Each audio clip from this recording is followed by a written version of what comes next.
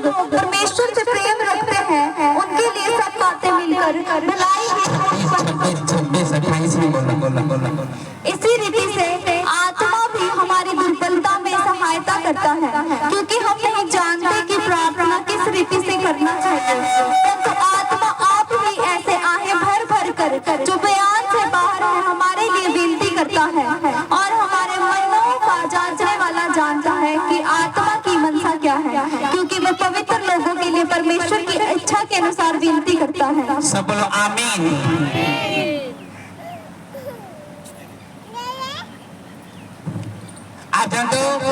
अगर आपको मसीह लाइफ में जीना है और चलना है तो आपको दो बातों का हमेशा ध्यान रखना पड़ेगा। अगर आपने इन दो चीजों को अपनी जिंदगी में मनन कर लिया तो मैं आपको बता रहा हूँ सफल होने से आपको कोई नहीं रोक सकता। पहला एक शरीर और दूसरा एक आत्मा। इन दोनों चीजों पे अगर आपने कंट्रोल कर लिया और इन चीजों में आप सिद्ध बन गए, मैं आपको दावा करता हूँ उजाला आपकी लाइफ से कभी खत्म नहीं हो सकता। परमेश्वर का उजाला और वचन का उजाला और डिवाइन ग्रेस आपकी जिंदगी से कभी खत्म नहीं हो सकती अगर आपने दो चीजों को कंट्रोल करना सीख गए। अगर आपने इन चीजों में आपने जीत हासिल कर ली, मैं आपको दावा करता हूँ परमेश्वर आपको इतना उजाला देगा कि जो लोग अंधेरे में हो गए आपकी जिंदगी से निकल आएंगे यीशु मसीह के नाम में। आमीन। अपने हाथों को उठाओ जितने लोग यहाँ पर बैठे हैं, हाथों को उठाओ जितने लोग यहाँ पर बैठे हैं। अपने पड़ोसी को हिला के बोल के वचन को ध्यान से सुनना। आमीन। आप जानते हो परमेश्वर का वचन ये क्या बात कर रहे हैं, ये यहाँ पर ये बोल रहा है कहता इसी रीति से आत्मा भी हमारी दुर्बलता में सहायता करता है। हम नहीं जानते कि प्रार्थना किस रीति से करनी चाहिए, परंतु आत्मा आप ही आहे भर भर के जो बयान से बाहर है हमारे लिए विनती करता है, और मनों का जांचने वाला जानता है कि आत्मा की मनसा क्या है, क्योंकि पवित्र लोगों के लिए परमेश्वर की इच्छा के अनुसार विनती करता है। सब बोलो आमीन। अगर आपने शरीर पे कंट्रोल करना है अपनी आत्मा पे कंट्रोल करना सीख जाओ। परमेश्वर ने कहा अगर एक मसीह व्यक्ति प्रार्थना करना चाहता है तो वो आत्मा से प्रार्थना करे, क्योंकि जो आत्मा है वो परमेश्वर से अच्छी रीति से जानता है कि किस तरीके से और किस तरह से और आहे भर भर के किस तरह से परमेश्वर के सामने प्रार्थना करनी है। कहते हैं आत्मा जानता है।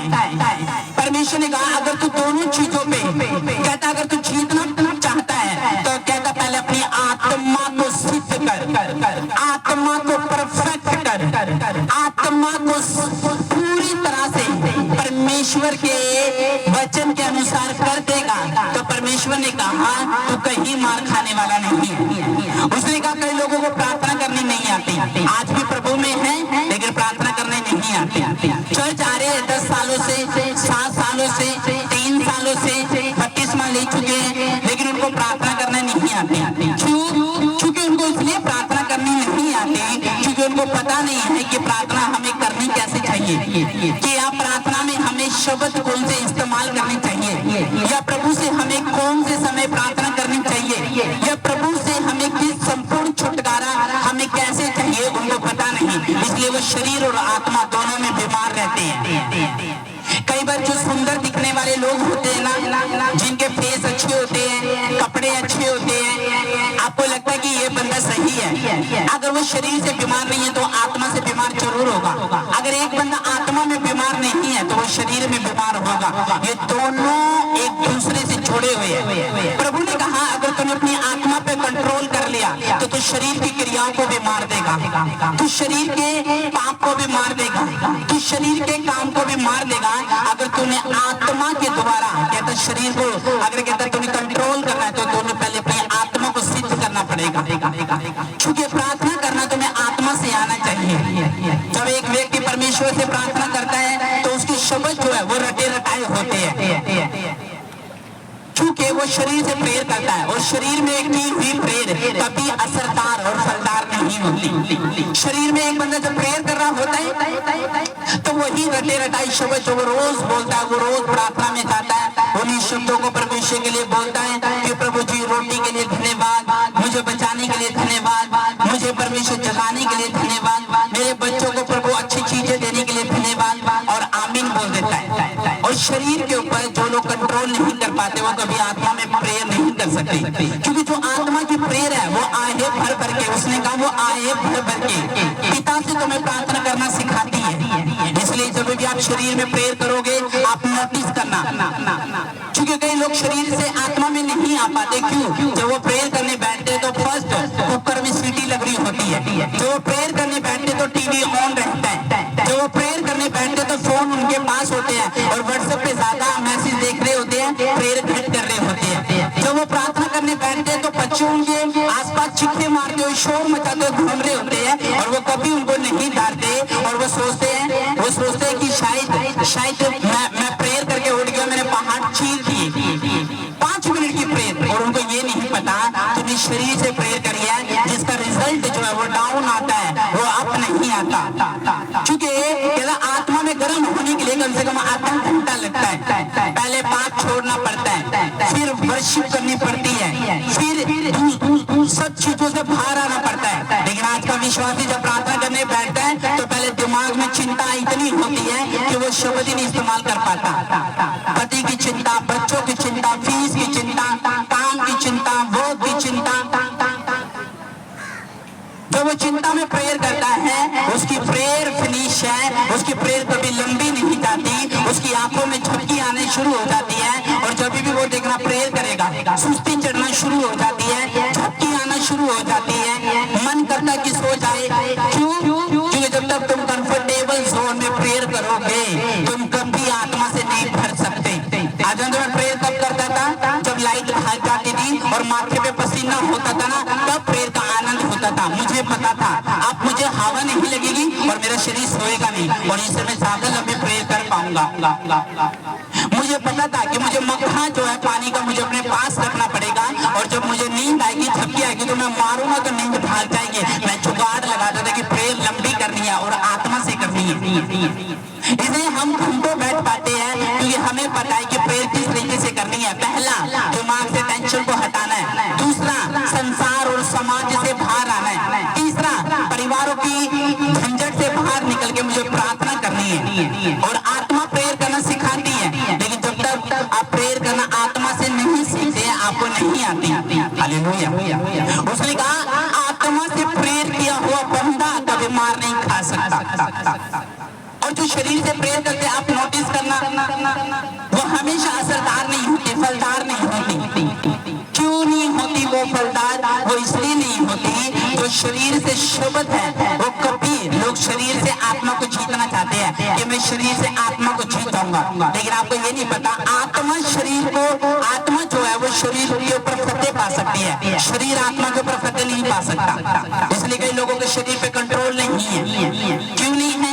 वो शरीर से गिर जाते हैं। पढ़ना तो प्रभु में चाहते हैं, चलना तो प्रभु में चाहते हैं, वो बीज भी बोना चाहते हैं, वो फास्टिंग भी रखना चाहते हैं, वो सुसमाचार की आग को भी लेके जाना चाहते हैं, लेकिन वो शरीर से हार मान जाते हैं। क्यों? क्योंकि शरीर के जो काम है वो शैतानी काम है। शरीर का शैतान कभी नहीं चाहेगा ये बंदा आत्मिक तरीके से चले, या ये बंदा चर्च के अधीन रहे, या ये बंदा कभी बाइबल पढ़े। तो आप नोटिस करना, जब आप बाइबल पढ़ने बैठते हो तो आपको नींद आना शुरू हो जाती है। आप सोफे पे होते हो, सोफे को अपने बाइबल को अपने सीने पे लगा के सो जाते हो। जब आप तकिए से बाइबल पढ़ते हो लेट कर तो आपकी आंखों में 1 मिनट में झपकी आना शुरू हो जाती है। जब आप बाइबल का एक पेज पढ़ लेते हो आपके अंदर कुछ हिलना शुरू हो जाता है और आप आलस के कारण सो जाते हैं। और शैतान भी यही चाहता है, उसको पता है आधा घंटा लगेगा इसको आत्मा में आने के लिए, इसको मैं बड़ी जल्दी तंग कर सकता हूँ। क्यों? क्योंकि इसकी कमजोरी मुझे पता है, इसकी कमजोरी गालियां है, इसकी कमजोरी चिड़चिड़ापन है, इसकी जो कमजोरी है वो समाज है, इसकी जो कमजोरी है वो लड़की है, इसकी जो कमजोरी है वो पैसा है, इसकी जो कमजोरी है वो ठगी है। वो कमजोरियों को जानता है एक इंसान भी, इसलिए वो शरीर की बीमारियां कभी खत्म होने नहीं देता। वो चाहते कि एक इंसान शरीर से जिए, आत्मा से न जिए। इसलिए आत्मिक जीवन में आपकी लाइफ में बहुत कुछ आ सकता है। इसलिए प्रभु ने कहा आहे भर भर के वो प्रार्थना करना सिखाती है आत्मा। प्रभु की जब आप आधे घंटे में आत्मा में आ जाते हो ना, तो आपको 2 घंटे भी बड़े थोड़े लगते हैं कि नहीं यार अब तो कुछ भी नहीं हुआ, अब तो प्रार्थना शुरू हुई है, अभी तो वर्शिप भी करनी है, अब मुझे दुनिया के लिए प्रेयर करनी है, अब मुझे परिवार के लिए प्रार्थना करनी है, अब मुझे मेरे मेंटर के लिए प्रेयर करनी है, अभी तो प्रभु मुझे गैर भाषा भी बोलनी है, अभी तो प्रभु मुझे साथ अभी तो मेरी बात भी शुरू नहीं हुई। ये कौन सिखाता है? आत्मा। वो लोगों के आज प्रेयर 6-6 महीने प्रेयर नहीं करते, 10-10 महीने हो जाते हैं प्रभु से प्रेयर नहीं करते। क्यों? इसलिए नहीं करते कोई उनको कोई फर्क नहीं होता, काम पास्टर का है, सुसमाचार पास्टर का है, हमें तो सिर्फ पोजीशन चाहिए, हमें तो सिर्फ कुर्सी चाहिए, हमें तो सिर्फ इज्जत चाहिए, हमें तो सिर्फ मौका चाहिए, हमें तो सिर्फ तो परमेश्वर ने कहा जब तो आत्मा में नहीं है तो शरीर से कैसे जीत सकता है। इसलिए कई लोगों को नोटिस करना, वो बढ़ना चाहते हैं, शैतान बढ़ने नहीं देगा। क्यों नहीं देगा? क्योंकि वो शरीर पे कंट्रोल ही नहीं कर पाते। जब पाप को देखते हैं तो माइंड में असर जाता है और वो सिग्नल पकड़ता है और अंदर फिर पाप जाता है, फिर वो बंदा शरीर से पाप कर जाता है। आप बोलते मैं आत्मा में चल रही थी लेकिन चलते चलते पता नहीं कैसे शरीर में आ जाती होती, क्योंकि मुझे क्रोध पे मेरा कंट्रोल नहीं होता, झगड़ों पे मेरा कंट्रोल नहीं होता, चुगलियों पे मेरा कंट्रोल नहीं होता, दूसरों को जो मैं दोष लगाती हूँ तो मेरा कंट्रोल नहीं होता।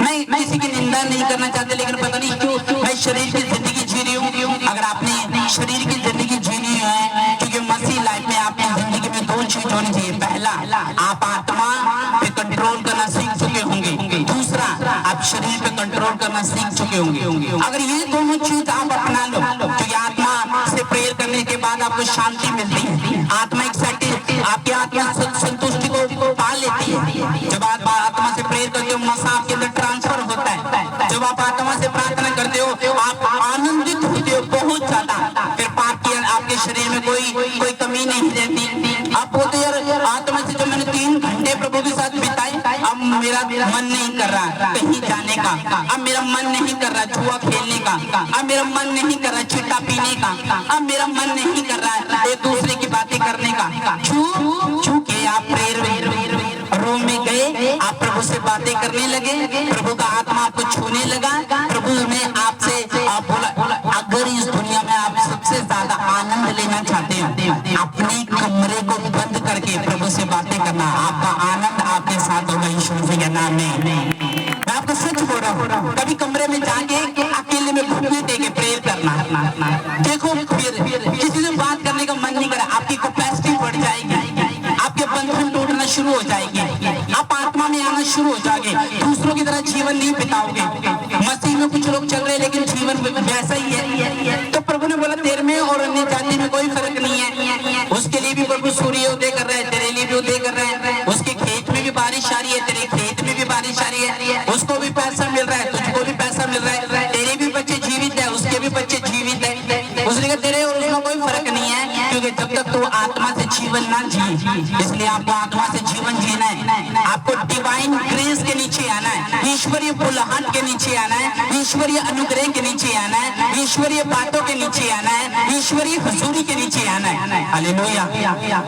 इसलिए मैं अपने ऊपर नहीं, मैं प्रभु के ऊपर भरोसा करता हूँ, मैं विश्वास करता हूँ कि प्रभु मेरी प्रार्थना जो है वो स्वर्ग तक पहुँचती है, कईयों की नहीं पहुँच पाती। क्यों? पहले तो इतने मोटे मोटे पेट करके बैठ जाते हैं, प्रेयर करने बैठते तो पेट पहले मिलता है, शरीर बाद में मिलता है। तो अगर आप आत्मा में ट्रेनिंग लेना चाहते हो और प्रेयर वॉरियर बनना चाहते हो और सच में एक योद्धा बनना चाहते हो, अधिकार से प्रेयर करना चाहते हो, तो चाहे आप जैसे मर्जी हो प्रेयर करने का फैसला ले लो। हाँ, प्रेयर करने का। जब प्रेयर करोगे आपके सूट भी चमकने लगेंगे, आपकी कमीज भी चमकने लगेगी, आप रिजल्ट को हासिल कर पाओगे, आप आसमान की जो ब्लेसिंग है प्रभु ने बाइबल में लिखी वो आप ले पाओगे अगर आप प्रेयर करने वाले व्यक्ति बन जाओ आत्मा में।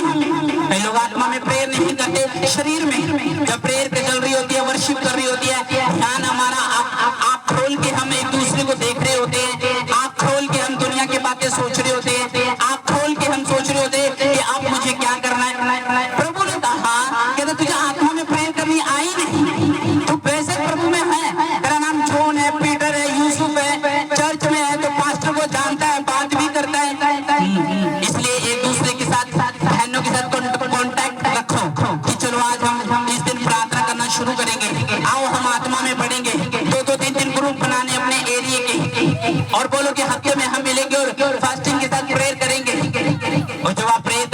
कर देंगे। तो मैं आपको बता रहा हूँ, जहाँ पे बीमार चंगा करना होगा वहाँ पे मेरी नहीं, तुम्हें चंगे कर रहे होंगे यीशु मसीह के नाम में, तुम्हें हील कर रहे होंगे, अपने रिश्तेदारों को, बच्चों को, अपने पड़ोसियों को यीशु मसीह के नाम में। आमीन। आपको दुष्ट आत्मा निकालने के लिए मेरी जरूरत नहीं पड़ेगी अगर तुम आत्मा में हो।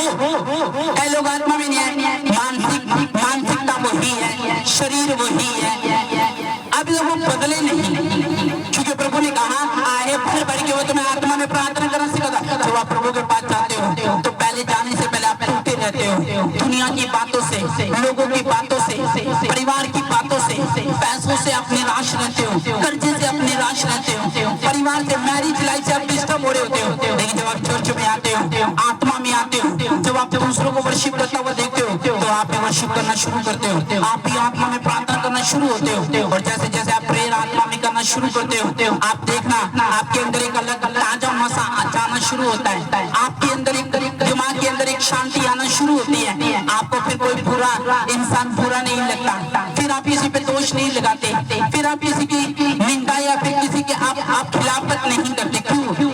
क्योंकि आप आत्मा में प्रार्थना करना सीख जाते हैं। आमीन। और अगर आपको आत्मा में प्रार्थना करनी आ गई तो मैं आपको बता रहा हूँ भूख नींद आपका इंतजार कर रही है यीशु मसीह के नाम में। आमीन।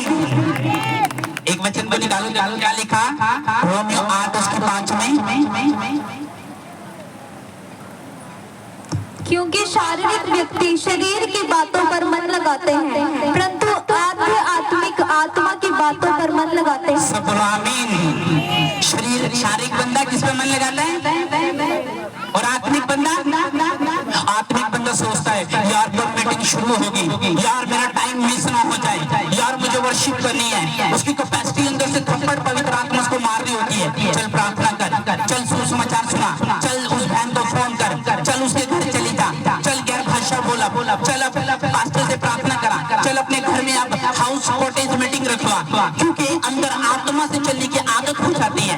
फिर आपका नेचर दूसरों की तरह नहीं होता, आपका स्वभाव दूसरों की तरह नहीं होता, आप दयावंत भी बन जाते हो, आप दीनता भी बन जाते हो, आपके अंदर नम्रता भी आ जाती है, फिर आपका चरित्र उत्तम होना शुरू हो जाता है, आप अपने परिवार में अलग देखना शुरू हो जाते हैं, आपका परिवार आपका फैन हो जाता है, आप अपनी लाइफ के बादशाह सुपरस्टार हो जाते हो। जब आप प्रभु की आत्मा की अगुवाई से चलते हो, प्रभु का आत्मा की अगुवाई करना शुरू कर देता है। वो ये बताता है शारीरिक बंदा शरीर की बातों पे मन लगाता है, लेकिन तू आत्मिक बातों पे मन लगा, तेरा मन ऐसा ना हो कि शरीर के ऊपर भी हो और आत्मा के ऊपर भी हो, तो मसा जो होगा वो कंफ्यूज मसा होगा। हालेलुया।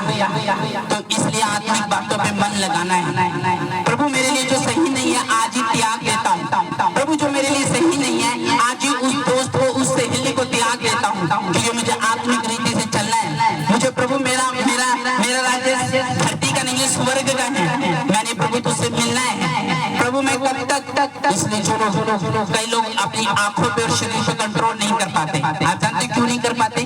वो इसलिए नहीं कर पाते अपनी आंखों और शरीर पे कंट्रोल, क्योंकि उन्होंने कभी कोशिश ही नहीं करी आत्मिक तरीके से बढ़ने की। चढ़ जाएंगे जब कोशिश करेंगे, प्रभु में जब वचन पढ़ेंगे तब कोशिश करेंगे, फास्टिंग रखते रखे एक साल हो जाते हैं, रोटी पराठों के बिना हम रह नहीं सकते, खाने के बिना हम रह नहीं सकते।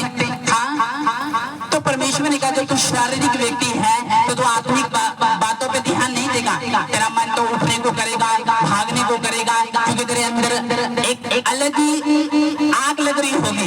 नहीं यार मुझे इतनी लंबी प्रार्थना में सुन नहीं सकता, इतना लंबा प्रचार में सुन नहीं सकता, इतनी आत्मिक बातें मुझे सुनी नहीं जाएगी, मेरा कान फटने को हो रहे हैं, मेरा दिल कर रहा है बस अभी उठ के चले जाऊं। शैतान तुम्हारे अंदर काम कर रहा है, अगर आपका दिल ऐसा कर रहा है, क्योंकि वो नहीं चाहता तुम शारीरिक बातों पे मन लगाओ, लेकिन जब आत्मा में तुम बैठ जाओगे, आग के समान बैठ जाओगे, तो तुम्हारा मन करेगा हाँ ये वचन को मैं सुनूंगा, अब मैं स्ट्रॉन्ग बनूंगा, ये वचन को मैं भागूंगा नहीं। लोग भागते हैं बस ले हैंड, किसी भी तरह ले हैंड हो जाए उसके बाद तो मैं सीधा भाग दूंगा। इसलिए लोग टाइम पे भी नहीं आते। क्यों?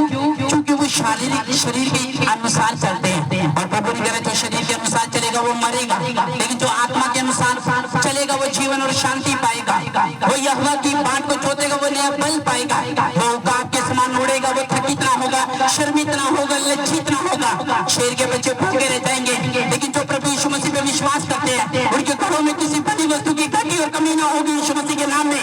उसने कहा वो तेरे लिए आसमान से मुहैया कराएगा। आमीन। उसने कहा मैं तुझे तेल दूंगा, मैं तेरे वृक्षों को बहती नालियों के किनारे लगाऊंगा। उसने कहा मैं तुझे तेरे टाइम पर मधु तेल दिया करूंगा। कहता मैं तुझे टाइम पर सब कुछ दूंगा। वर्षा तेरे खेतों में टाइम पे होगी, बारिश तेरे खेतों में टाइम पर होगी, तेरे बच्चे अच्छे स्कूल में पढ़ रहे होंगे, तेरी जॉब जो होगी दूसरे से बेहतर होगी। उसने कहा मैं तुझे कुर्सी भी दूंगा, मैं तुझे जीवन भी दूंगा, मैं तुझे आनंद भी दूंगा, तेरे बच्चों को एक्सीडेंटों से भी बचाऊंगा, तेरी मैरिज को डिवोर्स से भी बचाऊंगा, मैं तेरे बच्चों को गंदी संगति से भी बचाऊंगा। अगर कहता आत्मा में चलने का फैसला कर ले, आत्मा में चलो। मैं बता रहा हूँ आपके अंदर दो आत्मा मिलेगी, एक तुम्हारी और एक ये हवा परमेश्वर की आत्मा। आमीन। हालेलुया। जो लोग आत्मा से चलने का फैसला कर रहे हैं, उजाला देखने वाले लोग तुम्हारी जिंदगी में यीशु मसीह के नाम में। तुम्हारे खिलाफ विरोधी अपने घर में घुसकर गोष्ठी कर रहे हो तुम्हें गिराने की, मैं बता रहा हूँ वो रद्द करती जाएगी। अगर यहोवा के नाम की महिमा कर रहे हो आप लोग, आमीन, वो रद्द करती जाएगी। विरोधी कितना भी आपका विरोध कर ले, वो सदा नीचे रहेंगे, तुम सदा ऊपर रहोगे यीशु मसीह के नाम में। क्योंकि यहोवा ने कहा मैं तुझे पूछ नहीं, मैं तुझे सिर फेराऊंगा। सिर हो तुम यीशु मसीह के नाम में। प्रभु ने तुम्हें झाड़ू पोछे के लिए नहीं बुलाया कि आ और झाड़ू पोछा मिल, आ और संघर्ष कर, आ मेरे घर में और दुख को झेल, आ मेरे घर में और 10,000 की दवाई ला प्रेम के लिए। उसने कहा आ मेरे घर में। ये प्रभु ने ये नहीं कहा कुर्सी पे कपड़ा मारने के लिए तुझे बुलाया। यीशु मसीह ने कहा तू मेरा टहलुआ है, यीशु मसीह ने कहा तू मेरा राजदूत है, यीशु मसीह ने कहा तू मेरा सहकर्मी है, तो मेरी साथ मिलकर खेतों को जो फसल पक चुकी है काटेगा। तुम खेत की फसल काटने वाले हो यीशु मसीह के नाम में, और तुम बड़ी रूहों को जीतने वाले हो यीशु मसीह के नाम में, और रूहों का सैलाब चर्च में आने वाला यीशु मसीह के नाम में। और जैसे बाढ़ आती है बचने वाली है बाढ़ की तरह यीशु मसीह के नाम में। आमीन। उसने क्या कहा? उसने कहा मैं तुझे ब्लेस करूंगा, तू राजकुमार होगा। परमेश्वर ने कहा तू भिखारी नहीं होगा। तेरे हाथ रोज पड़ोसी के सामने फैलते हैं आटा मांगने के लिए, चीनी मांगने के लिए, पत्ती दे दे, थोड़ी से टमाटर दे दे, थोड़े से लहसुन दे दे। यीशु मसीह का मुझ पर विश्वास करके कहते तू भिखारी नहीं होगा। उसने कहा राजाओं की संतान क्या होती है? राजा। यीशु मसीह ने कहा तुम मेरी संतान हो तो तुम भी राजकुमार और राजकुमारी हो यीशु मसीह के नाम में। तुम प्रिंस हो, तुम डॉटर हो यीशु मसीह के नाम में। आमीन। हालेलुया। आत्मिक तरीके से बैठे तो ब्लेसिंग तुम्हारी है। मैं आपको बता रहा हूँ। अगर बातें क्यों आ रही है, कभी सोचने की कोशिश करी क्यों मुझे वचन सुनने के बाद बातें आ रही है, क्यों मेरा मन कर रहा है कि अगले संडे नहीं आऊंगी? इसलिए कर रहा है क्योंकि दुष्ट आत्मा से आप फ्री नहीं हुए, शरीर से अभी फ्री नहीं है। आत्मिक तरीके से बैठो। दाऊद आत्मा से प्रार्थना करता था, इसलिए भजन संहिता पूरी आत्मिक तरीके से भर दी उसने। शरीर से नहीं चला, आत्मा से चला। क्योंकि शरीर के ऊपर दाऊद कंट्रोल करना सीख गया। जब बैतशेबा के साथ सोया, शादी से पहले जो लोग पाप कर जाते हैं, मैं आपको दावा करता हूँ वो सेकंड हैंड कारी है। मैं आपको बता रहा हूँ शादी से पहले जो लोग पाप कर जाते हैं वो एक सेकंड हैंड कार है। मैं आपको बता रहा हूँ अगर आप परमेश्वर में चल रहे हो और आत्मिक तरीके से चल रहे हो, मैं आपको दावा कर रहा हूँ तुम्हारी पवित्रता एक टॉप पे होगी यीशु मसीह के नाम में। तुम्हारे बच्चे टॉप पे होंगे अगर आप यहोवा के घर में उनको लेके आ रहे होंगे। आमीन। तुम्हारे बच्चे रिजल्ट में जब तुम्हें दिखाएंगे तो दूसरे बच्चों से बेहतर लगेंगे। इसलिए अपने बच्चों के कान पे थप्पड़ मार के चर्च में लेके आया करो, उसको डांटा करो। तुझे तेरे लिए रोटी नहीं है, पानी नहीं है अगर तो चर्च में नहीं गया। हम उनकी जिद पूरी कर सकते हैं जब उनको विकल्प दिखाने की बारी आई। हम उनको बोल सकते हैं चल कोई ना, जो कपड़े तो शोरूम से लेना चाहता है ले ले। वो काम जिद करके तुम्हें तुम्हारी नाक सड़क पर उड़वा के वो ले लेंगे जो उनको चाहिए। लेकिन जब चर्च की बारी आती है तो वो कोई जिद नहीं करते। हाँ मुझे प्रभु में चलना है, मुझे आत्मिक तरीके से बढ़ना है, चाहे तूफान हो, आंधी हो, बारिश हो, ठंड हो, गर्मी हो, सर्दी हो, टेम्परेचर कुछ भी हो, मैं मीटिंग अटेंड करके आऊंगी तो आऊंगी। और मैं दावा करता हूँ जो लोग अपने परिवारों के साथ आत्मिक रीति से चल रहे हैं, आपके ब्लेसिंग आसमान छू रही होगी यीशु मसीह के नाम में। आप ब्लेस होंगे इन जीसस नेम। शरीर के अनुसार छोड़ दोगे, पर शरीर तो नशा मांग रहा है, शरीर तो रॉयल स्टैक मांग रहा है, शरीर तो तौबा मांग रहा है। हाँ, शरीर पे चलने वाला बंदा, इतना नशाई करने वाला बंदा इतना मूर्ख है कि जब वो नशा कर लेता है नालियों पे चाटती है, शरीर के अनुसार चलने वाले। और वो बोलते हैं मुंह चाटने के बाद भी कहता है ये तो मेरा दोस्त है। आप समझ रहे हो? तो कभी शरीर के अनुसार न चलो। प्रभु ने कहा कि तो जो शारीरिक दशा में है वो प्रभु को कभी प्रसन्न नहीं कर सकते, क्योंकि प्रभु ने कहा तुम्हारा राज्य धरती का नहीं स्वर्ग का है। यीशु मसीह ने कहा तेरी नाक पे अगर गुस्सा है तो आज छोड़ दो उसको। अगर तो जल्दी रूठ जाती है छोड़ दो उस आदत को, छोड़ दो उन आदतों को जो शरीर के अनुसार है। अगर तुम आत्मा में चलने का फैसला कर रहे हैं तो मैं तुम्हारे लिए भविष्य दिखता होने के लिए भविष्यवाणी करता हूँ कि जैसे प्रभु ने दाऊद को कुर्सी दी तुम्हें कुर्सी मिलेगी यीशु मसीह के नाम में। उसको इज्जत दिलाई तुम्हें मिलेगी। आमीन। अब प्रभु की बात तो समझ ही नहीं आ रही है, क्यों नहीं आ रही है? क्योंकि हम आत्मिक रीति से बैठे ही नहीं। 10 में लिखा है यदि तुम मसीह में है तो देह पाप के कारण मरी है, परंतु आत्मा धर्म के कारण जीवित है। देह पाप के कारण मरी है। उसने कहा मार दो अपने शरीर को, कंट्रोल कर लो। हालेलुया। उसने कहा 11 में यदि उसी का आत्मा जिसने यीशु को मरे होने से जिलाया तुम में बसा है, तो जिसने मसीह को मरे होने से जिलाया वह तुम्हारी नश्वर देह को भी अपना आत्मा के द्वारा जो तुम में बसा हुआ है जिलाएगा। आमीन। शरीर मिट्टी हो जाएगा लेकिन आत्मा उसके रचयिता का पास वापस चली जाएगी। शरीर क्या हो जाएगा? किससे बना हुआ शरीर? लोहे से, पीतल से, सोने से, बना हुआ है मिट्टी से। और प्रभु ने क्या कहा? तो खून और पसीने की कमाई को खाया करेगा, तू खेती करके और ऊंट का तार उगा के तू खाया करेगा।